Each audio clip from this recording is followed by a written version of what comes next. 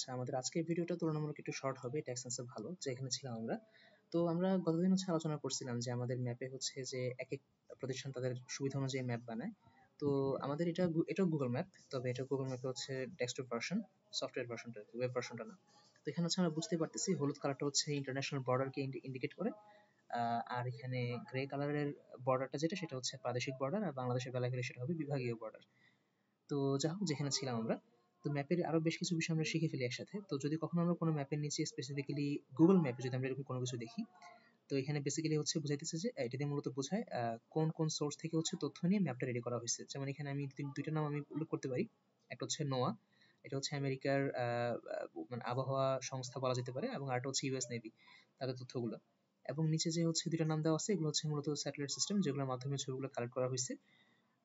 আর এখানে হচ্ছে যে আমরা ম্যাপের উপরে কোথাও মাউস রাখলে, পয়েন্টারটা রাখলে নিচে একটা ইমেজের ডেট দেখাবে, মানে এইখানকার যে ছবিটা দেখতেছি আমরা, এই ছবিটা তোলা হয়েছিল কততে বা কোন সময়। আর এগুলো তো অবভিয়াসলি হচ্ছে আমাদের লংটিটিউড এবং ল্যাটিটিউড, দ্রাঘিমাংশ এবং অক্ষাংশ। আর হচ্ছে যে এই আইএলটিটিউড যেটা, সেটা হচ্ছে যে আমরা এই মুহূর্তে কত উচ্চতা থেকে পৃথিবীকে দেখতেছি। আমি যদি জুম ইন করে ভিতরের দিকে যাই, দেখবো যে বর্তমানে আছে এটা 1325 মাইল। আমি যদি হচ্ছে এটা জুম ইন করি, এটা হচ্ছে এখন 777 মাইল। মানে মাটি থেকে 777 মাইল উপর থেকে দেখতে, পৃথিবীকে দেখতে এমন মনে হয়। এখানের যে লেভেলগুলো আছে, আমি যদি এটাকে হাইড করার চেষ্টা করি, সেটা হবে এরকম। সব হাইড করে দিলাম। হ্যাঁ, এটা হচ্ছে একদম ন্যাচারাল ভিউ, ভিউ, মানে মহাকাশ থেকে দেখতে পৃথিবীকে এমন মনে হয়।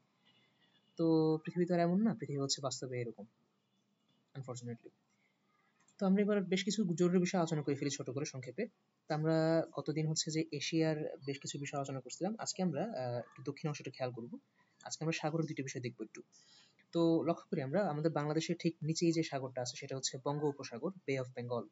আর আমাদের হচ্ছে যে তো এটা এখন প্রশ্ন আসতে পারে, বে অফ বেঙ্গল, বঙ্গোপসাগর, এটা উপসাগর কেন? আবার তার পাশেই হচ্ছে একটা আছে অ্যারাবিয়ান সি, এটা আরব সাগর। আরব সাগর কেন? আরব সাগর আর বাংলা হইলে এটা উপসাগর কেন? এবং তারও এই পাশে যদি আমরা আসি, আমরা দেখবো যে এখানে লেখা আছে গালফ অফ এডেন, এডেন উপসাগর। আবার এটা হচ্ছে রেড সি, লোহিত সাগর। আবার এটা হচ্ছে পার্সিয়ান গালফ, বা এটাকে বর্তমান কন্ট্রোভার্সিয়াল নাম হচ্ছে এটার অ্যারাবিয়ান গালফ, আমরা আলোচনা করছিলাম। এগুলো গালফ কেন? এগুলো উপসাগর কেন? গালফ উপসাগর, বেও উপসাগর, ঘটনাটা এখানে এক্স্যাক্টলি কি? আবার এটা একটা উপসাগর, এটা আরেকটা উপসাগর, মানে এখানে আসলে আসলে হইতেছেটা এখানে এক্স্যাক্টলি কি? তো এখানে আসলে অনেকগুলো ক্যাটাগরি আছে, এগুলো নিয়ে আলোচনা করার মতো বিষয় বেশ কিছু আছে। তো আমি মূলত হচ্ছে আগে একটু শর্টে বলে ফেলি। আমি প্রথমে বলে দিই, উপসাগর এবং সাগরের যে কনসেপ্টটা, এটা মূলত হচ্ছে মানুষের বানানো কনসেপ্ট, অবভিয়াসলি। একটু ক্লিয়ার করি আমি। উপসাগর বলতে মূলত আসলে বোঝায় যে যদি হচ্ছে কোনো সাগরের একটা অংশ এমন হয়, লক্ষণীয় কোনো সাগরের একটা অংশ যদি এমন হয় যে সেই অংশটা মোটামুটি ৩ দিক থেকে হচ্ছে ভূমি বেষ্টিত, মোটামুটি ৩ দিক থেকে ভূমি বেষ্টিত যদি এমন হয়, সেক্ষেত্রে আমরা এটাকে বলি উপসাগর, মানে সাগরের চেয়ে একটু ছোট। কারণ নরমালি সাগর বলতে আমরা আসলে কি বুঝি? বিশাল ওপেন জায়গা, চারপাশে খোলামেলা, এটাই তো, তাই না? তো এর চারপাশে তো খোলামেলা নাই। এর মানে এর একটা সাইডে খোলা, যেমন দক্ষিণ সাইডটা একদম সম্পূর্ণ উন্মুক্ত, কিন্তু উত্তর সাইডে একদম হালকা করে একটা কার্ভ নেওয়া ভূখণ্ড আছে। একটা মানে হালকা করে কার্ভ নেওয়া ভূখণ্ড একটা আছে, যেটা আসলে খুবই মানে মোটামুটি একটা একটা ওয়াইড জায়গা জুড়ে, বিশাল লম্বা একটা দূরত্ব ঘুরে এটা ধীরে ধীরে গোল হয়ে ঘুরে আসছে। তো এরকম গোল হয়ে ঘুরে আসা কোনো ভূমি পরিবেষ্টিত সাগরের অংশকে আমরা বলি উপসাগর। যেমন এক্ষেত্রে এটা হচ্ছে বঙ্গ উপসাগর। তো বঙ্গ উপসাগর কেন, ভারত উপসাগর না কেন? বা এখানে বার্মা আছে, এটা বার্মা উপসাগর না কেন? এখন পয়েন্ট হচ্ছে, এটা নামকরণ নিয়েও বেশ কিছু ইস্যু আছে, অনেকে এই মত দেন, অনেকে এই মতের সাথে একমত হন না। তা আমি মতটা বলে দিই, এটা হচ্ছে যে উপসাগরের নামকরণ করার ক্ষেত্রে সাধারণত স্থলভূমি যেটা আছে, স্থলভূমিটা হচ্ছে যে দুই পাশ থেকে গিয়ে যেখানে আবার এটা ব্যাক করছে, অর্থাৎ এই কার্ভ যেটা আছে, কার্ভটা যে কার্ভের শীর্ষ অংশটা, আমরা যদি ত্রিভুজ কল্পনা করি, ত্রিভুজের এক বাহু, এটা হচ্ছে ত্রিভুজের আরেক বাহু। তো দুই বাহুর শীর্ষ যেটা, সেটা হচ্ছে আমাদের এই বাংলা অঞ্চলটা, বঙ্গীয় অঞ্চল। অর্থাৎ এই উপসাগর দিয়ে আমরা সর্বোচ্চ মানে উপরের দিকে উঠতে থাকলে আমরা হচ্ছে মানে বাংলা অঞ্চল পর্যন্ত পৌঁছতে পারি। তো এটা হচ্ছে বঙ্গের উপসাগর বা বঙ্গের নিকটবর্তী উপসাগর, বঙ্গ উপসাগর। এই জন্য বঙ্গোপসাগর আর কি। তো এই ব্যাখ্যার সাথে হচ্ছে অনেকে একমত হন না। এটা অবশ্যই একমত না হওয়ার মতোই বিষয়। আমরা একটু পরে দেখবো যে আসলে এই ধরনের ডেফিনেশন গুলো খুব বেশি আসলে এফেক্টিভ না। তো যেখানে ছিলাম, তো আমাদের নিকটবর্তী আরো কিছু সাগর আছে, যেমন এটা হচ্ছে আন্দামান সাগর। আন্দামান সাগর নামকরণ করার পেছনে রিজনটা কি? রিজন হচ্ছে এই দ্বীপটা, এই দ্বীপপুঞ্জটা, দ্বীপ না অ্যাকচুয়ালি দ্বীপপুঞ্জ, এখানে অনেকগুলো দ্বীপ আছে ছোট ছোট, এখানে ছোট ছোট দ্বীপের সংখ্যা প্রচুর। তো এই যেমন এখানে বেশ কিছু আছে, এই যে এগুলো অনেকগুলো ছোট ছোট দ্বীপ। তো এই দ্বীপগুলো নিয়ে হচ্ছে এই দ্বীপপুঞ্জ গঠিত, চেইন অফ আইল্যান্ডস। এই দ্বীপগুলোতে মূলত দুইটা বড় দ্বীপ বলা যেতে পারে বা বড় দ্বীপাঞ্চল, একটা হচ্ছে আন্দামান, একটা হচ্ছে নিকোবর।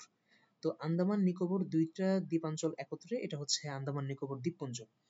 এই আমরা হয়তোবা হচ্ছে যে কল্যাণীর যে ঘটনাটা আছে, আমরা ওইখানে পড়ছিলাম বাংলাতে, আমাদের বাংলা প্রথম পত্রে, যে আহ অনুপমের মামা হচ্ছে যে কলকাতার বাইরে পুরা জায়গাটাকেই উনি আন্দামানের অন্তর্গত বলে মনে করেন। এখানে আন্দামান বলতে মূলত এই জায়গার কথাই বলা হইতেছিল আর কি। আপ টু রিসেন্ট টাইমস এখানে আসলে হচ্ছে যে মানে মানে খুব বেশি মানে সাধারণ মানুষের অ্যাক্সেস ছিল না, বা যাওয়া হইতো না, বা প্রয়োজন পড়তো না। এটা 1 নম্বর পয়েন্ট। যাই হোক, তো আন্দামান নিকোবর দ্বীপপুঞ্জ এটা ভারতের কেন্দ্রশাসিত অঞ্চল। এটা বর্তমানে ভারতের অংশ, ভারতের একটা অংশ আর কি। এটা ভারতের দেশের ভিতরে পড়ছে একটা জায়গা। এটা মূল ভারত থেকে হচ্ছে বিশাল পরিমাণ দূরে অবস্থিত। এটা এটা এখানে বেশ কিছু টুরিস্ট অ্যাট্রাকশন আছে। মানুষ প্রায় সময় ছুটি কাটাতে এখানে যায়। এটার রাজধানী হচ্ছে পোর্ট ব্লেয়ার। রাজধানী হচ্ছে পোর্ট ব্লেয়ার।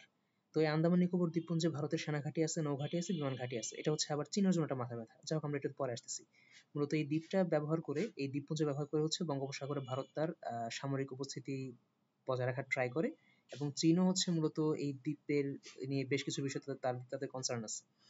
আচ্ছা, এবার সামনে আসি আমরা আস্তে আস্তে। আহ আমাদের এখানে বাংলাদেশের হচ্ছে আহ হ্যাঁ, তো আমাদের এখানে আন্দামান নিকোবর দ্বীপপুঞ্জ গেল। তো বঙ্গোপসাগরের পাড় শেষ। বঙ্গোপসাগরের পাশে আমাদের এখানে আন্দামান নিকোবর দ্বীপপুঞ্জ যেটা আছে, এই দ্বীপপুঞ্জের পাশেই এই জায়গাটা হচ্ছে আন্দামান সাগর। আমাদের মনে প্রশ্ন আসতে পারে যে এর তো 3 দিকে হচ্ছে যে মানে স্থলভূমি পরিবেষ্টিত অঞ্চল, তাইলে এটা আন্দামান উপসাগর না কেন, আন্দামান সাগর কেন এটা? এর রিজনটা হচ্ছে মোটামুটি সোজা। আমাদের উপসাগরের বেলায় এর 3 দিকে মোটামুটি একটা কন্টিনিউয়াস, মানে নিরবিচ্ছিন্ন, মানে কোনো মাঝখানে গ্যাপ ছাড়া বা ব্রেক ছাড়া একটা কন্টিনিউয়াস স্থলভূমি ছিল। কিন্তু আন্দামান সাগরের বেলা যদি আমরা ধরি, এই পাশে হচ্ছে ওপেন, আবার এই পাশেও হচ্ছে মোটামুটি ওপেন, এদিকেও মোটামুটি ওপেন। এখানে বেসিক্যালি 3 দিকে ওপেন বলা যেতে পারে। এদিকেও ওপেন, কোনাকুনি এদিকেও ওপেন, এবং এদিকেও ওপেন। শুধু একদিকে হচ্ছে স্থলভূমি আছে। এটা আসলে মূলত সাধারণ সাগরের মতোই। তো এই জন্য এটাকে আন্দামান সাগর বলা হয় আর কি। এগেইন আমি আবারও বলতেছি, এই ব্যাখ্যার সাথে অনেকে একমত হবেন না, কিন্তু মানে মোটামুটি একটা ব্যাখ্যা দাঁড়া করালে আমি এভাবে দাঁড়া করাতে পারি। আমাদের নিকটবর্তী আরো কিছু সাগর আছে, যেমন বঙ্গোপসাগরের ঠিক নিচে হচ্ছে লাক্ষাদ্বীপ সাগর। এটা মূলত শ্রীলঙ্কার এবং ভারতের কেরালা এবং তামিলনাড়ু এই 3 জায়গার হচ্ছে সীমান্তবর্তী বা তট নিকটবর্তী অঞ্চল, সরি সাগর। আর ওইদিকে হচ্ছে আমাদের আছে আরব সাগর। আরব সাগরটা হচ্ছে মূলত আহ আরবের, এটা হচ্ছে ওমান, আরব জাজিরাতুল আরব যেটাকে বলা হয় আর কি, আরব উপদ্বীপ। এই আরব উপদ্বীপের ঠিক দক্ষিণে অবস্থিত হওয়ার কারণে এটাকে আমরা আরব সাগর নামে চিনি বা ডাকি। এখানে এটাও বিশাল সাগর, নিচেও বিশাল পরিমাণ ওপেন আছে, এখানে উপর ওইদিকেও এদিকেও ওপেন, সব দিকে ওপেন মোটামুটি। তো ভারতের মুম্বাই শহরটা, যেটা খুবই বড় শহর অবভিয়াসলি, মুম্বাই শহরটা এটা মূলত আরব সাগরের তীরে অবস্থিত, খুবই ইম্পর্টেন্ট। ভারতের গোয়া এবং মুম্বাই শহর, গোয়া হচ্ছে ছোটখাটো প্রদেশের মধ্যে একটা অঞ্চল। গোয়া এবং মুম্বাই দুইটাই হচ্ছে যে আরব সাগরের তীরে অবস্থিত। এদিকে ভারতের গুজরাটও এবং পাকিস্তানের করাচি বন্দরও আরব সাগরে অবস্থিত। এগুলো ইম্পর্টেন্ট বিষয়। তো ভারতের পশ্চিমাংশে হচ্ছে আরব সাগর, দক্ষিণে হচ্ছে লাক্ষাদ্বীপ সাগর, আর ডান দিকে হচ্ছে বঙ্গোপসাগর। তো বঙ্গোপসাগরে মোটামুটি ভারতের ইম্পর্টেন্ট যে বন্দরগুলো আছে, এটা হচ্ছে প্রথম কথা কলকাতা। কলকাতা আসলে সাগরের উপরে না, মূলত একটা নদী পার হয়ে ভিতরে ঢোকা লাগে অনেক। এখানে কলকাতা আসলে বন্দর না, খুব যদি বড় করে বলি আমরা। তো এখানে বেশ কিছু বড় বড় বন্দর আছে, যেমন বিশাখাপট্টনম। আমি নিচের দিকে যদি নামি, পাবো আমরা এই যে এটা ভারতের বিশাখাপট্টনম, খুব বড় একটা বন্দর এটা। এটা হচ্ছে যে ভারতের অন্ধ্রপ্রদেশে পড়ছে আর কি এটা। তারপরে নিচে হচ্ছে যে চেন্নাই। তারপরে হচ্ছে আরেকটা ছিল, আমার এই মুহূর্তে খেয়াল আসতেছে না আনফরচুনেটলি। তো এগুলা ভারতের হচ্ছে পুরী। এগুলো হচ্ছে ভারতের মানে পূর্বাঞ্চলে, মানে ভারতের সাগরের দিকে পূর্বাঞ্চলে কিছু বড় বন্দরের নাম বলা যেতে পারে, বন্দর। তো এই পার্টটুকু গেল। আমাদের আসলে ভারতের উপর আলাদা একটা সেপারেট ভিডিও রাখা দরকার, কারণ ভারতের বেশ কিছু ইন্টারেস্টিং বিষয় আমাদের আসলে মাথায় রাখা লাগবে আলটিমেটলি, আমাদের রাজনীতি বোঝার জন্য হইলেও হোক, বা ভারতের মানুষের মেন্টালিটি বোঝার জন্য হইলেও হোক, এবং হচ্ছে যে আলটিমেটলি আমাদের এটা যে কোনো পরীক্ষাতে এমসিকিউ নিয়ে কোয়েশ্চেনও বেশি আগে আসতো, হয়তো এখনো আসবে বলা যায় না, যেখানে ছিলাম। তো এবার আমরা পরবর্তী অংশে আসি। তো ভারতের এই পার্টটুকু মোটামুটি আমাদের এখানে গেল। আমাদের এখানে বাংলাদেশের কথা যদি আমরা বলি, তো আমাদের বাংলাদেশে একটা দ্বীপ আছে, আমরা সেটা জানি। দ্বীপ আসলে বাংলাদেশে অনেকগুলোই আছে, তার মধ্যে সবচেয়ে বিখ্যাত সম্ভবত হচ্ছে সেন্ট মার্টিন। সেন্ট মার্টিন লোকেশনটা কোথায় হইতে পারে? সেন্ট মার্টিনের লোকেশনটা হচ্ছে এখানে, বাংলাদেশের লিটারেলি একদম দক্ষিণ অংশের দক্ষিণে। তো আমাদের এখানে টেকনাফ, এটা হচ্ছে টেকনাফ, যেমনটা দিতেছি আমরা এখানে টেকনাফ। তো টেকনাফটা কোথায়? টেকনাফটা হচ্ছে বাংলাদেশের চট্টগ্রাম যে জায়গাটা আছে, চট্টগ্রাম, আমাদের বাংলাদেশের চট্টগ্রামের একদম দক্ষিণে কক্সবাজার, কক্সবাজারের একদম দক্ষিণ সীমান্ত হচ্ছে টেকনাফ। এই যেটা হচ্ছে বাংলাদেশের টেকনাফ উপজেলা। এই উপজেলার পাশে আমাদের বার্মা যেটা আছে, বার্মার রাখাইন প্রদেশের মংডো শহর। মংডো এবং আমাদের এখানকার টেকনাফ দুটার মাঝামাঝি যে নদীটা আছে, নদীটা হচ্ছে নাফ নদী। এই নাফ নদী হচ্ছে বাংলাদেশ এবং বার্মার সীমান্ত। খুবই ইম্পর্টেন্ট। বাংলাদেশ এবং বার্মার সীমান্তবর্তী নদীর নাম কি? নাফ নদী।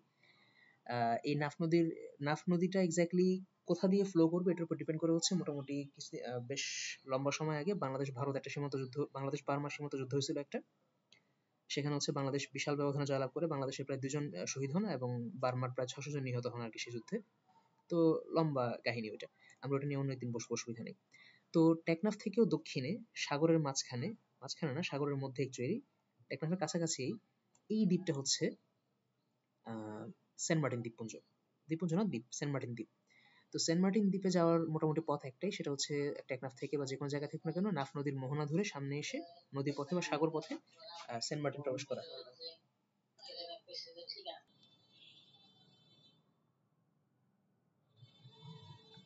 আচ্ছা, তো আমরা যেখানে ছিলাম মাঝখানে একটা ভিডিও পজ করতে হয়েছিল আমার। যাই হোক, তো এটা হচ্ছে আমাদের সেন্ট মার্টিন দ্বীপপুঞ্জ আর কি। তো আমাদের সেন্ট মার্টিন আশা করি মোটামুটি বোঝা হয়ে গেছে। এবার আমরা, মাই গড, এখন জুম আউট করে নিয়ে পড়ছি এক সমস্যাতে। আচ্ছা যাক, তো এবার আমাদের মোটামুটি হচ্ছে যে এতটুকু গেল এখানে। আমরা বার্মা নিয়ে হচ্ছে আরেকদিন বসবো। এখানে আসলে রোহিঙ্গা ইস্যু যেটা আছে এটা একটা সিরিয়াস ইস্যু, এবং এটা আসলে কেন সমাধান হইতেছে না বা হওয়া আসলে নিকট ভবিষ্যতে সম্ভবও না আপাত দৃষ্টিতে, তা নিয়ে হচ্ছে আমাদের আসলে বুঝতে হলে মোটামুটি আমাদের এখানকার জিও পলিটিক্যাল সিচুয়েশনটা একটু ভালো করে বুঝতে হবে আর কি। আমরা সেটা নিয়ে হচ্ছে একদিন বসবো। আহ, সমস্যা নেই, যতটুকু হচ্ছে আমাদের পরীক্ষার জন্য দরকার ততটুকু নিয়ে বসবো আমরা, অসুবিধা নেই। কাজ করি আমরা। তাহলে আমরা মোটামুটি হচ্ছে যে এখানে সাগর উপসাগর নিয়ে একটা ধারণা পেয়ে গেছি। এবার আমরা আরেকটা ছোট পার্ট যেটা একটু আগে আমরা ইগনোর করছিলাম সেটাতে ফেরত চলে আসি। আমরা সি বুঝলাম এবং বে বুঝলাম, তাহলে গালফের কাহিনীটা কি? গালফ হচ্ছে মোটামুটি বোঝাটা সহজ আছে, যে গালফ বলতে মূলত আসলে বোঝায় যার একটা অংশ অতিরিক্ত পরিমাণে সরু এবং বাকি 3 দিক থেকে খুব শক্ত করে চেপে ধরা হয়েছে, মানে বলা যেতে পারে যে খুবই চিকন বা খুবই টাইটলি হচ্ছে ক্লোজড। আমি আবার একটু যদি উদাহরণটা বুঝাই বলি, এখানে বঙ্গোপসাগরের বেলায় আমাদের এখানে উপসাগরের 3 পাশে ভূমি আছে, কিন্তু ভূমি থাকলেও এটা মোটামুটি ওয়াইড ওপেন, ত্রিভুজের মতো অনেকটা। কিন্তু আমাদের এখানে গালফ সেগুলা যেগুলাতে হচ্ছে যে আসলে আহ মানে খুবই, মানে পুকুরের মতো আর কি অনেকটা, মানে 3 পাশে ভূমি আছে কিন্তু সেগুলো একদম মানে একদম খুবই চাপানো, খুবই ক্লোজলি মানে লাগানো বলা যেতে পারে। সেগুলো হচ্ছে আমাদের গালফ উপসাগর। যেমন গালফ অফ পার্সিয়া বা পার্সিয়ান গালফ, আমরা এটাকে এই নামেই ডাকবো, অ্যারাবিয়ান গালফ আমরা ডাকবো না। Gulf of Oman etcetera. আবার হচ্ছে যে এখানে গালফ অফ এডেন, এই যে এডেন, এডেন হচ্ছে ইয়েমেনের একটা শহরের নাম এডেন। তো এডেনের নিকটবর্তী উপসাগর। আম, এখন একটা প্রশ্ন আসতে পারে যে এটা সি কেন হইলো? এটা তো কোনো সেন্সে এটাকে সি মনে হয় না, তাই না? লোহিত সাগর বা রেড সি, এটা সি কোন দিকে হইতে যাবে? এটা গালফ হওয়া উচিত।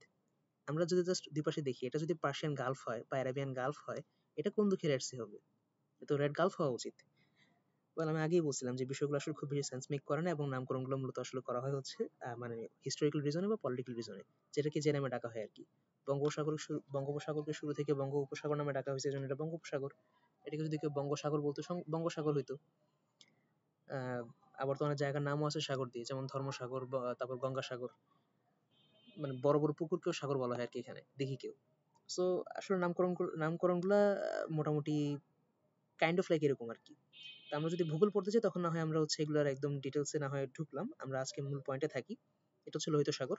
লোহিত সাগর হচ্ছে আফ্রিকা এবং এশিয়ার মাঝামাঝি পড়ছে। কিভাবে? আমি যদি জুম আউট করার চেষ্টা করি, আম, এখানে আহ, এখানে এই লোহিত সাগরের বাম পাশে এই জায়গাটা, এটা হচ্ছে আমাদের সুদান। এটা হচ্ছে সুদান। আর এটা হচ্ছে মিশর। মিশর সুদান আমাদের মনে থাকার কথা।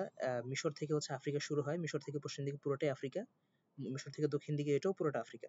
সো বেসিক্যালি এই পুরোটা হচ্ছে আফ্রিকা। তো আফ্রিকা মহাদেশ।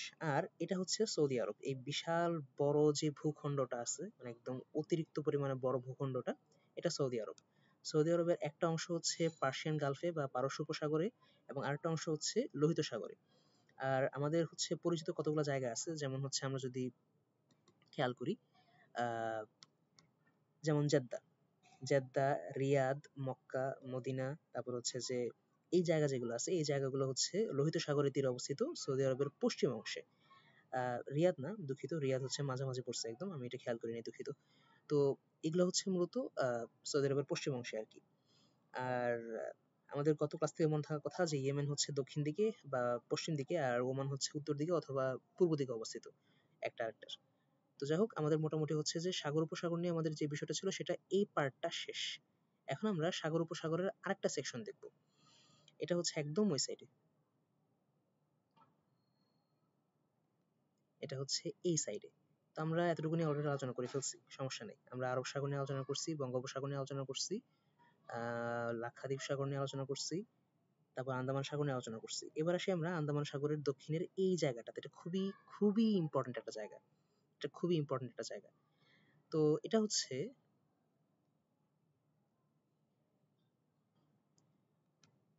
এই জায়গা যেটা আছে এটা, এগুলোকে বলা হয় প্রণালী। হ্যাঁ, এগুলোকে বলা হয় প্রণালী।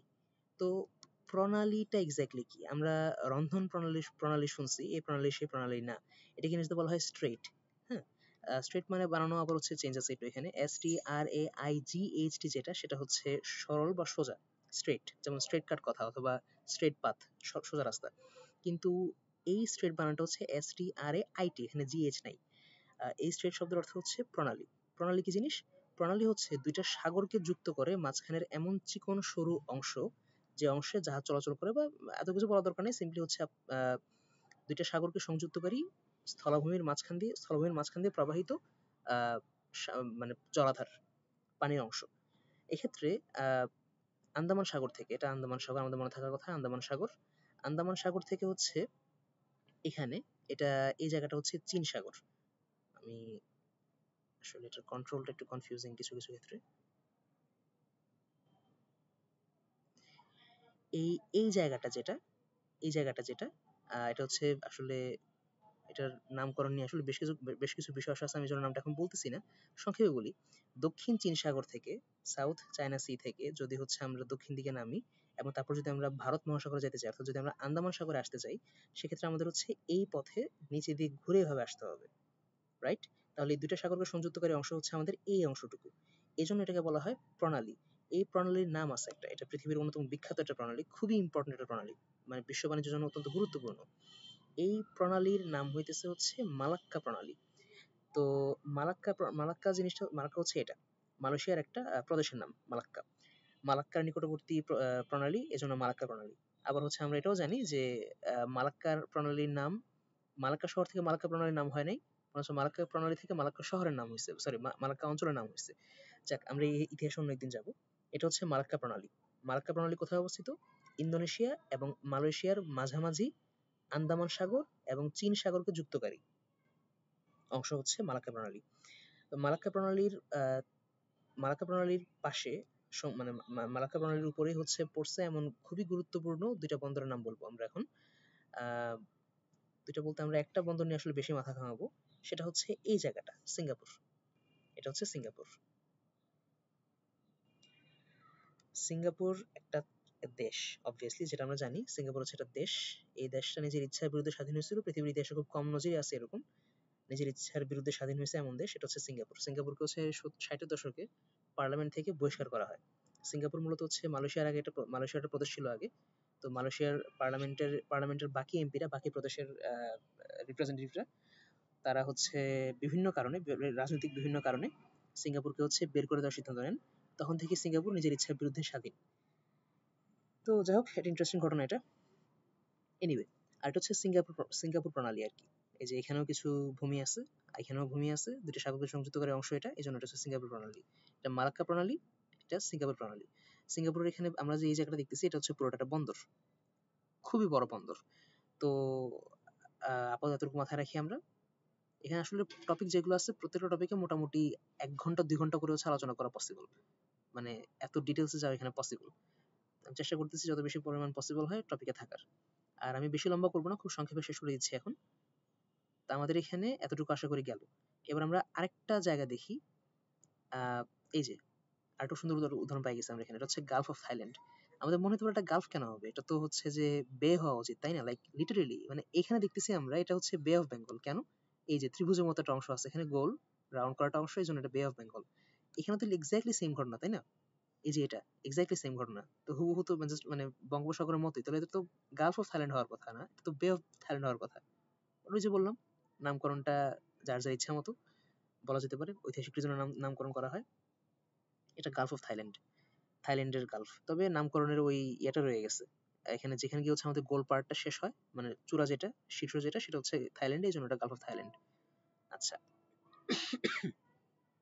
আমাদের এখানে আরেকটা আছে উপসাগর বে নামে, হালং বে, এটা এখানেই আছে কোথাও ভিয়েতনামে।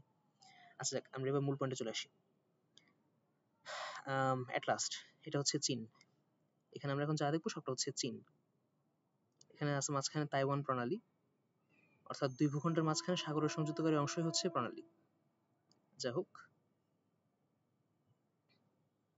যেহেতু আমরা চীন নিয়ে কথা বলতেছি, চীন is a extremely massive country. এই যে এখানে চীনের বর্ডার হচ্ছে এটা, এটা বার্মা পার হইলো, এটা ভারতের Arunachal Pradesh, Bhutan, Nepal, again Bharat, Pakistan, Afghanistan, central Asia, then এটা হচ্ছে মঙ্গোলিয়া, এখানে গিয়ে আবার উত্তর হচ্ছে রাশিয়া, এটা আমার বাউন্ডারির বাইরে পড়ছে, এটা উত্তর কোরিয়া, পুরোটা মিলে হচ্ছে চীন। অ্যারাউন্ড 95 লক্ষ বর্গ কিলোমিটার, 95 লাখ। এটাও জানে রাখি, রাশিয়ার আয়তন হচ্ছে 1,14,00,000, অ্যারাউন্ড 1,14,00,000। কানাডা হচ্ছে 99 লাখ, চীন হচ্ছে 95 লক্ষ।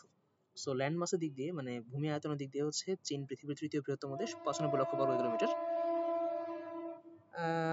আচ্ছা, আমরা চীন নিয়েও না হয় আরেকদিন আলোচনা করি, এতটুকু মাথায় রাখি আপাতত আমরা।